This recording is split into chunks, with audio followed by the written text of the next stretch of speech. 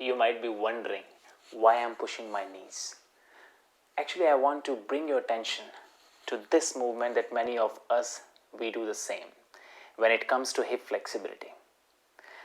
Understand, hip flexibility is not a work that when you push your hips to become flexible, no. You need to understand the anatomy of the body, and then you need to go deeper in these movements in order to get flexibility in your hip joint.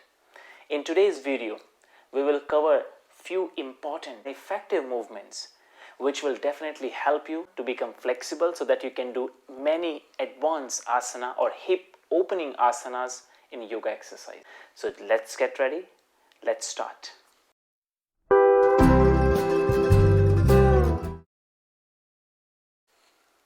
Namaste. My name is Prashant, and today video I'll be talking about the movements that you must do when it comes to hip flexibility and when it comes to range of motion. Everyone in yoga class want flexible hip because many asanas, many yoga postures requires hip flexibility. Even if you do Trikonasana, you need hip flexibility. If you do even revolving triangle, means twisting triangle, you also need hip flexibility. Maybe some of you thinking that why in revolving triangle we need flexibility. I'll make you understand.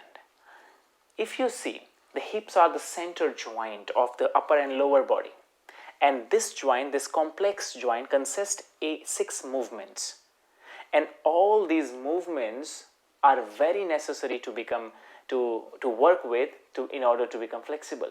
Why? When you do revolving triangle, what actually the position of the legs are? If you see, the back leg is aligned with the front, so it means the front leg is a little bit inside. So there's a movement called abduction and adduction. So adduction movement is happening here when the legs comes inside. So actually you need this mobility to keep your hips stable. If you don't have, and that's the reason many people, they don't have hip flexibility, this mobility of abduction and adduction. So teachers says, okay, don't bring the heels and heels in one line in revolving triangle, let's open it. So many people, what they do, let me show you. They do this outside, but many of us, we should do in one line.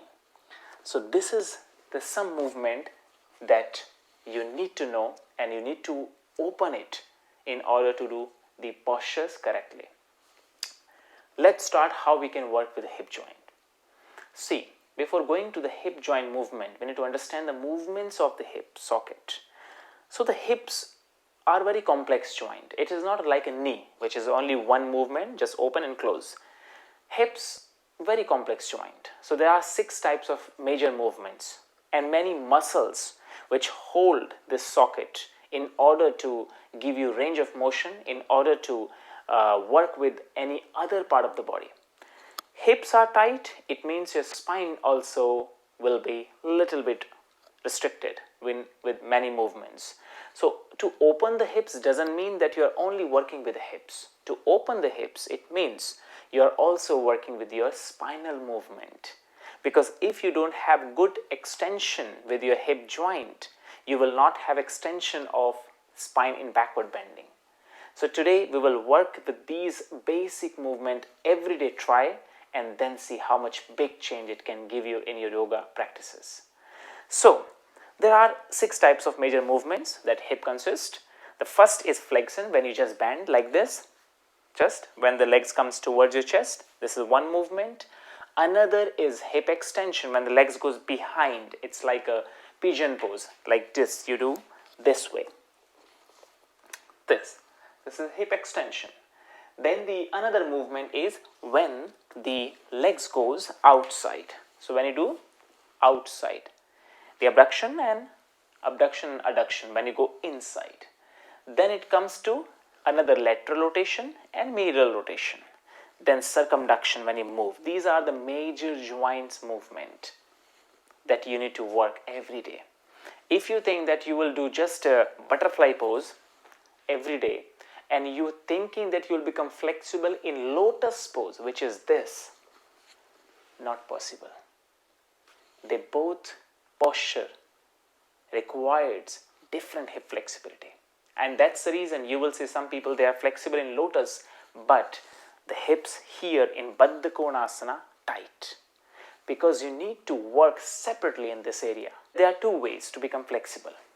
The first is to stretch the muscles, and the second is to work with the joint. Both are required.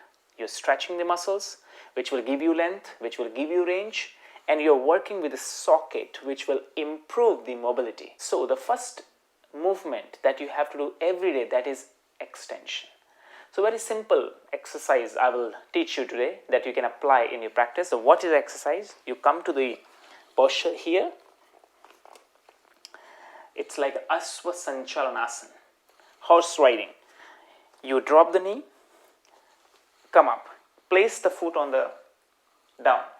See, what you can do is, if it is hard for you to stay, you can place something, maybe chair, and you can hold the chair. But what I want you to just hands on the hips and stretch, go down and then come up like this. This movement do at least 10 times. So go down, exhale, stretch the front thigh nicely, and then go back. Then again exhale, go down and then go back. Go down and go back. These movements you need to do 10-15 times. So this is done. After this extension, the second movement is required. What you have to do is, that is hip abduction and adduction.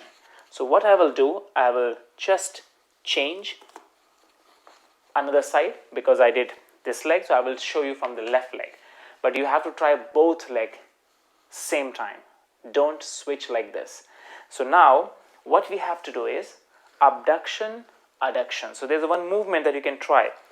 Interlock your fingers outside of the foot this way. Straight the back. Now from here, now inhale, breathe in, you stretch the leg as much as possible outside. And then exhale, you bringing the knee over the opposite knee and bending forward. That will give you good stretch on this, and movement will improve. You need to improve the movement. No, we are not focusing here for stretching. We are focusing here to range of movement. So every morning, inhale, you stretch, open. See how I'm holding? I'm keeping this left hand holding the outer edge of my left foot. Opening as much as stretching. Exhale, switching the hands inside. Inhale, open. Exhale, inside. Inhale, open. Exhale, inside. Like this. So 10-15 times this you will do. So after finishing 10-15 times, now you relax it. Another movement now comes, that is rotation, circumduction. So what we will do is, this way. Make a butterfly, half. This is a half butterfly called half lotus also. You just hold the foot from the down, hold the knee. Now make as bigger as possible circle. So see how I'm doing this circle. I'm bringing my knee as back as possible, up, in, down. So 4 movements I'm covering here. Back, 1, up, 2, left side, 3, and then down, 4. So now like this, faster rotation. So you will do this way. So 10 times clockwise and then reverse clockwise as much as possible. Make a big circle, big 0, as much you can do. And then after this round, relax. Then what you will do, the last comes, that is the hip flexion. That I will recommend you to do in supine position. That is more effective. So let's lie down. So we will lie down. And then after lying position, we will bend the right knee. We will interlock. But see, there's one trick here. I want you to interlock. Only just hold the knee with the right hand. And then you hold this leg down. But you will find that your lower leg is going inside. It is not symmetrically adjusted with my knee line. So what I will do, I will hold my right knee with my left hand. My right hand will go inside to lock this. See what I'm doing? I'm locking inside and locking this. So my foot will not go inside. And then I will stretch the foot like this. Up, down, up, down, up, down. So 10-15 times you have to hold this foot not to go inside and keep moving this. And then after few rounds you can just lift this and then open, down, up, down, up. This hip flexion movement will help you to become flexible while doing forward bending like this. And then same you will do left side. So these are the basic movements, all minimum 10 round each movement. Try before you do any yoga practice or before you do any stretching. Movements will help you in your stretching also, because while stretching you will not get over pressure in your joints. Joints will be warm enough so you will not be injured. So take care, try this practice and share this video as much as you can, and subscribe this channel so that you will get the notification when I will upload new video. Namaste, stay safe.